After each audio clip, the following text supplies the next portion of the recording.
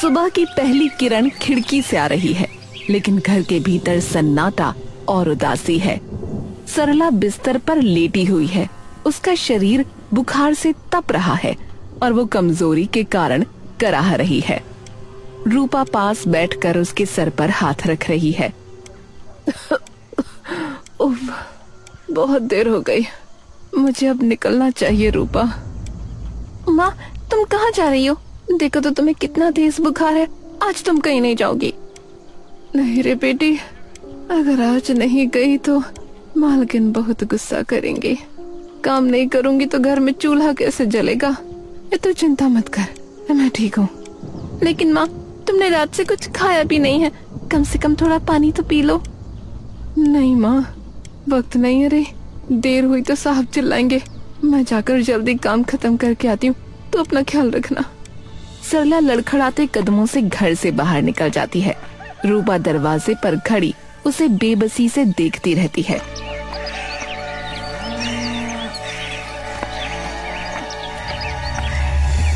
उसके जाने के बाद रूपा की चिंता बढ़ जाती है और वो खुद से बातें करने लगती है। वो सुबह से भूखी प्यासी है, ऊपर से तेज बुखार। अगर काम करते करते उन्हें कुछ हो गया तो मेरा क्या होगा? नहीं, अब मैं यहाँ हाथ पर हाथ धरकर नहीं बैठ सकती। मेरा मन बहुत घबरा रहा है। मुझे अभी माँ के पास जाना होगा, अभी। बोलकर घर से निकल जाती है।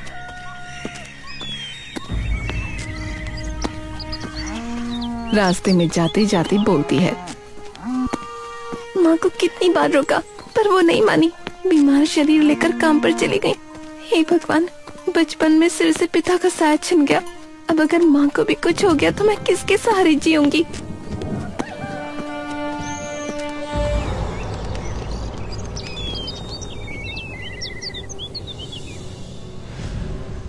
कामिनी के आलीशान कमरे में सरला कमजोरी के कारण कांपते हाथों से सफाई कर रही है। कामिनी सोफे पर बैठी नफरत भरी नजरों से उसे देख रही है। बस यही समस्या तुम जैसे लोगों की। काम करने आती हो या इसे अपने मामा का घर समझ रखा है? नहीं छोटी मालकिन, ऐसी बात नहीं है। तो फिर क्या बात है? एक बात कान खोलकर सुन लो कि काम की जगह है। तनख्वाह के वक्त तो सबसे पहले अपने हाथ फैला देती हो और काम के वक्त सिर्फ काम चोरी। मालकिन, सुबह से तबीयत बहुत खराब थी। आज नींद खुलने में भी देर हो गई, इसलिए आने में। बहाने मत बनाओ। सिर्फ मेरा कमरा सजाने में तुमने 2 घंटे लगा दिए। अगर सारा दिन यहीं लगा दोगी तो घर के बाकी काम क्या तुम्हारा बाप करेगा? मुझे माफ कर दीजिए मालकिन, आगे से कभी देरी नहीं होगी। आप फिक्र मत कीजिए, मैं अभी सारा काम खत्म कर देती हूँ। इसे भूल नहीं अपराध कहते हैं सरला। सुना है तुम्हारी एक जवान बेटी है, अब से उसे काम पर भेजोगी? रूपा, नहीं मालकिन, वो तो अभी बच्ची है। जब पता है कि तुम 2 दिन बाद बीमार पड़ जाती हो तो उस लड़की को घर में बिठाकर क्यों खिला रही हो? मेरी बात का पालन होना चाहिए, वरना इस महीने एक फूटी कौड़ी नहीं मिलेगी। मालकिन, मैंने उसे कभी किसी के घर काम पर नहीं भेजा। मैं सालों से आपके यहाँ काम कर रही हूँ, पर मैं नहीं चाहती कि मेरी बेटी दूसरों के घर काम करे। बड़ी आई आत्मसम्मान वाली। काम वाली होकर इतनी ऊंची बातें। जब इतना ही सम्मान प्यारा है तो यहाँ काम करने क्यों आती हो? घर पर बैठी रहो। मालकिन, कृपया शांत हो जाइए, मुझ पर थोड़ी दया कीजिए। मैं वादा करती हूँ ऐसी गलती दोबारा नहीं होगी। चुप रहो, मुझे वादा करने की हिम्मत मत करना, बस काम पर ध्यान दो। इसी वक्त रूपा वहाँ पहुँचती है और अपनी माँ का अपमान देखकर उसका दिल दहल जाता है। कामिनी की नजर जब रूपा पर पड़ती है तो वो उसकी सुंदरता देखकर जलने लगती है। रूपा अपनी माँ के सम्मान के लिए खुद काम करने को तैयार हो जाती है। छोटी मालकिन, माँ से आप ये कैसी बातें कर रही हैं? और मेरी माँ ने आपको ऐसा क्या वादा दिया है कि आप इस तरह गुस्सा हो रही हैं? तू कौन है? तुझे पहचाना नहीं? और तू सरला को माँ कह के क्यों बुला रही है? क्या तू सरला की वही बेटी है? हाँ छोटी मालकिन, यही मेरी बेटी है। और तू यहाँ क्यों आई है बता तो? तुझे कितनी बार कहा है मैं जहाँ काम करती हूँ वहाँ तू मत आया कर। अब घर चली जा, जा घर जा, मैं काम खत्म करके आती हूँ। सरला की बेटी इतनी सुंदर है कि देखकर मैं तो हक्की बक्की रह गई। इतना गरीब होकर भी इतना रूप कैसे आया इसे? इसे देखकर तो मेरा सिर ही घूम गया। इतनी सुंदर। सुन रूपा, कल से अपनी माँ को काम पर ना भेजकर तू काम पर आएगी। बूढ़ी बीमार माँ से काम कराते हुए शर्म नहीं आती तुझे? शरीर और कदकाठी से तो तू कम नहीं दिखती, काम नहीं कर सकती क्या? छोटी मालकिन, मैं तो काम करना ही चाहती हूँ, लेकिन माँ मुझे काम पर नहीं आने देती। असल में माँ मुझसे बहुत प्यार करती है, इसीलिए ना। लेकिन माँ, एक बात सुनो, कल से मैं काम पर आऊंगी, तुम घर पर रहोगी। नहीं रे रूपा, ये नहीं हो सकता। तुझे मैं कभी भी दूसरों के घर काम करने नहीं भेज सकती। तुम मुझे ये बात कभी मत कह, मैं ये नहीं सहन कर सकती। माँ, अगर मुझे मना किया तो मेरा कुछ बुरा हो जाएगा। अब तुम घर जाओ माँ, बाकी काम मैं करूँगी। ठीक है, जब तुमने अपनी कसम दे ही दी है तो फिर मना नहीं कर सकती। तो फिर काम कर लेना। बहुत धन्यवाद माँ, तुम्हारी बात सुनकर बहुत खुशी हुई। बाप रे बाप, यात्रा का मंच शुरू कर दिया तुम लोगों ने। तुम लोग काम करने वाले या मैं करने वाली हूँ? जा जा, जो जहाँ है जाकर काम कर। यहाँ खड़े होकर नाटक करने की जरूरत नहीं है। और सुन सरला, तुझे भी अब यहाँ रहने की जरूरत नहीं है, घर चली जा।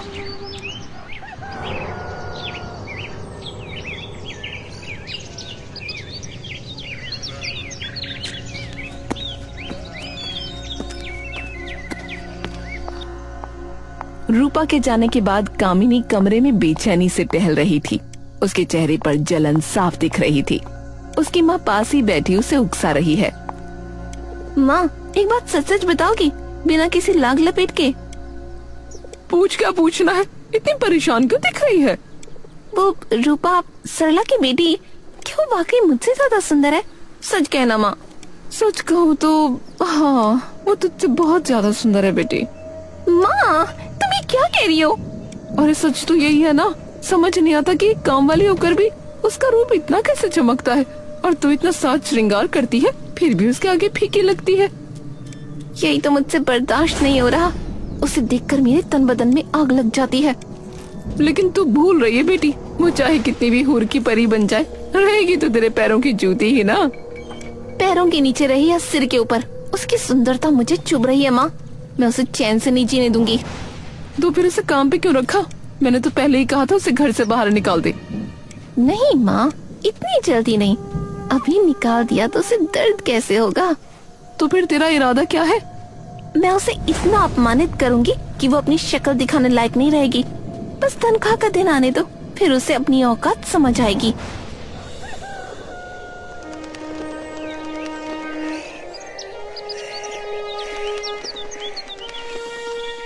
घर में गरीबी का साया अभी गहरा है और सरला थकी हुई ही पास बैठी है, पर दोनों के दिलों में एक दूसरे के लिए बहुत प्यार है। माँ, आज खेतों पर जाना जरूरी है, फसल देखनी होगी। घर में भी राशन खत्म है। सोच रही हूँ कासिम चाचा से कुछ उधार मांग लूं। सब उधार ही चल रहा है बेटी, फसल कटेगी तभी ये बोझ उतरेगा। अच्छा माँ, वो मालकिन ने तुम्हारी पुरानी तनख्वाह दी या नहीं? बहुत दिन हो गए। मांगा तो था बेटी, पर 5-6 दिन से बस दौड़ा रहे हैं, पैसे नहीं दे रहे। ये अमीर लोग गरीबों का खून चूसना कब बंद करेंगे? खैर माँ, तुम फिक्र मत करो। तुम्हारे जमा किए पैसों से जो जमीन ली है ना, वो एक दिन हमें इस गरीबी से जरूर निकालेगी। तेरी बुद्धि और मेहनत का कोई जवाब नहीं रूपा। तूने अकेले दम पर इतना कुछ कर लिया। मैं बस इतना चाहती हूँ माँ कि हमें खाने के लिए किसी का मुंह न देखना पड़े। अब से मैं भी काम करूँगी। अब से मैं काम भी करूँगी और खेतों को भी संभालूंगी। पर तू थक जाएगी रे, इतना बोझा कैसे उठाएगी? आज तेरे पिता होते तो तुझे ये सब न करना पड़ता। मुझे पिताजी की बहुत याद आती है माँ, पर उनकी सूरत धुंधली हो गई है। वो तुझे लक्ष्मी माँ कहते थे, हमेशा कहते थे कि मेरी बेटी एक दिन सबका नाम रोशन करेगी। वो आज भी तुझे ऊपर से देख रहे होंगे बेटा। पिताजी हमेशा मेरे दिल में है माँ।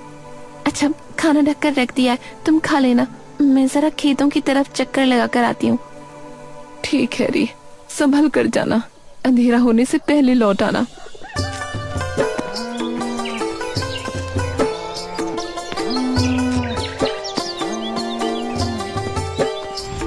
धूप खिली हुई है। रूपा अपने लहलहाते धान के खेतों के पास से गुजर रही है।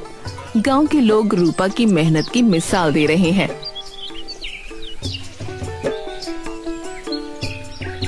अरे वाह रूपा, इस बार तो तेरे खेत के धान ने पूरे गांव को पीछे छोड़ दिया है बेटा।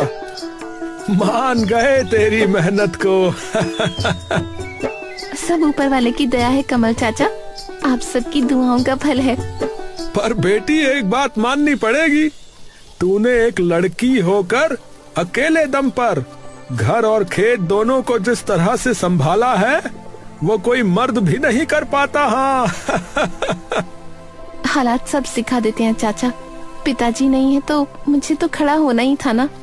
बस आप लोग अपना आशीर्वाद बनाए रखें। अच्छा चाचा, मैं दुकान जा रही हूँ।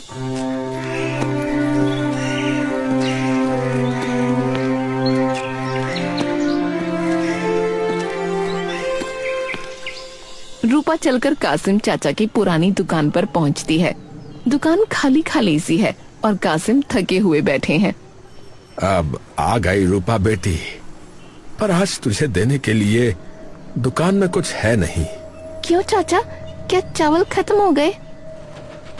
पैसे ही नहीं है तो नया सामान कहाँ से लाऊं? तूने आखिरी बार जो चावल लिए थे उसके बाद से दुकान खाली ही पड़ी है, बहुत तंगी है। चाचा, मेरे घर में एक भी दाना नहीं है। माँ जहाँ काम करती है वो लोग पैसे रोक कर बैठे हैं, समझ नहीं आ रहा क्या करूं। बेटी, दुनिया बहुत निष्ठुर हो गई है। देख, मेरा अपना बेटा शहर जाकर मुझे भूल गया, 2 महीने से खबर तक नहीं ली। आप दुखी मत होइए चाचा, विधाता सब देख रहे हैं, आप अपनी हिम्मत मत खोइए। हिम्मत ही तो है जो अभी तक जिंदा रखे है बेटी। तू एक काम कर, माँ की मालकिन के पास जा, एक बार फिर पैसे मांग कर देख। हाँ चाचा, अब वही रास्ता बचा है, मैं अभी जाती हूँ, देखती हूँ वो लोग हमारी मेहनत की कमाई देते हैं या नहीं।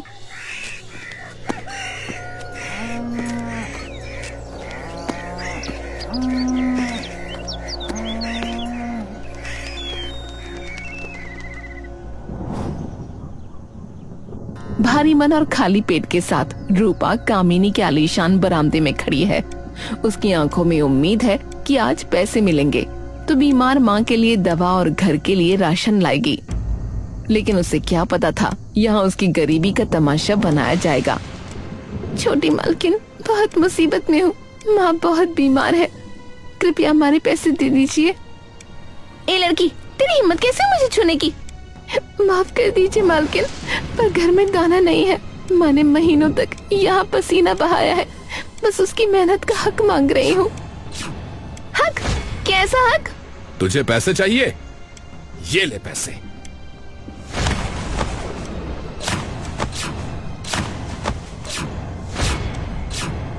साहब, आप लोगों के पास तो बहुत पैसे हैं, हमारी थोड़ी सी तनख्वाह दे देने से आपके पैसे कम नहीं पड़ जाएंगे। जितने पैसों से आप लोग एक वक्त का खाना खाते हैं, उतने पैसों में हमारा पूरे महीने का खाने का खर्च चल जाता है। हम पर दया कीजिए ना साहब। रहम, जिसे देखो बीमार होने का ढोंग करता है। अभी भी यहीं खड़ी है, भाग यहाँ से, निकल। पर याद रखिएगा साहब, गरीब के पसीने की कमाई खाकर कोई सुखी नहीं रहा, ऊपर वाला सब देख रहा है। हमें श्राप देती है? श्राप देती है हमें? निकल यहाँ से। ठीक है साहब, मैं जा रही हूँ, मुझे अब आपके पैसों की जरूरत नहीं है, पर याद रखिएगा, जिस न्याय की आस लेकर मैं यहाँ आई थी, अब वो न्याय विधाता करेंगे। मेरी बीमार माँ के आंसू और मेरी ये लाचारी, एक दिन सबका हिसाब बराबर होगा, जरूर होगा। और रोते हुए लड़खड़ाते कदमों से बाहर निकल जाती है।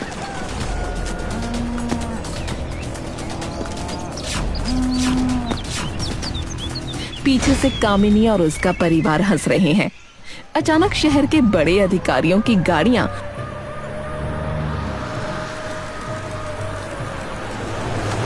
और पुलिस की जीप कामिनी के बंगले के सामने आकर रुकती हैं। चारों तरफ सायरन की आवाज गूंज रही है। कामिनी और उसका परिवार घबराहट में बाहर निकल आता है। उनके आलीशान घर के बाहर सरकारी टीम खड़ी है। मिस्टर, आपके पास इस घर को खाली करने के लिए मात्र 30 मिनट हैं। ये पूरी जमीन सरकारी है और यहाँ अवैध कब्जा किया गया है। अरे क्या बकवास है? अरे ये घर मेरी मेहनत की कमाई से बना है, आप इसे कैसे खाली करवा सकते हैं? अरे तमीज से बात कर लीजिए, डिस्ट्रिक्ट काउंसिल का ऑर्डर है ये जमीन सरकारी अस्पताल के लिए आवंटित है। अगर आपने खुद खाली नहीं किया ना तो हमें बल का प्रयोग करना पड़ेगा। देखिए, हमने आपको कई नोटिस भेजे थे, पर आपने अहंकार में उन्हें नजरअंदाज किया। कानून का मजाक उड़ाने का नतीजा यही होता है। अब यहाँ सरकारी अस्पताल बनेगा। इंस्पेक्टर साहब, ऐसा मत कीजिए, हम सड़क पर आ जाएंगे। हमें कुछ समय तो दे दीजिए। रे, समय खत्म हो लिया। हाँ भाई, पुलिस फोर्स को घर के अंदर लेके आओ और ये सामान बाहर निकालो। ये बंगला आज ही सील होगा। पुलिस और सरकारी कर्मचारी घर के अंदर घुसने लगते हैं। कामिनी का परिवार बेबस होकर चिल्लाने लगता है। पिताजी, कुछ कीजिए, हमारा राजमहल हमारे हाथों से निकल रहा है। पिताजी, आप चुप क्यों हैं? बोलिए ना। सब खत्म हो गया। सब खत्म हो गया। विधाता का न्याय, हाय, गरीब की हाय लग गई हमें। गरीब की हाय लग गई।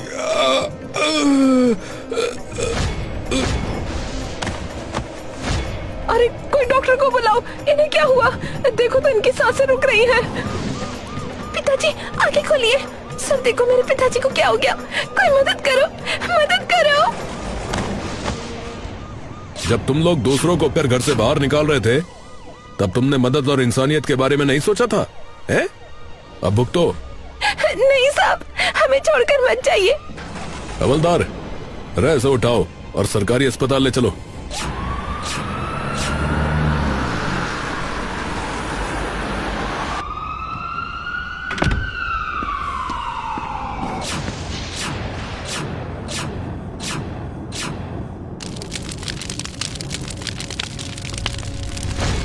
रात का अंधेरा है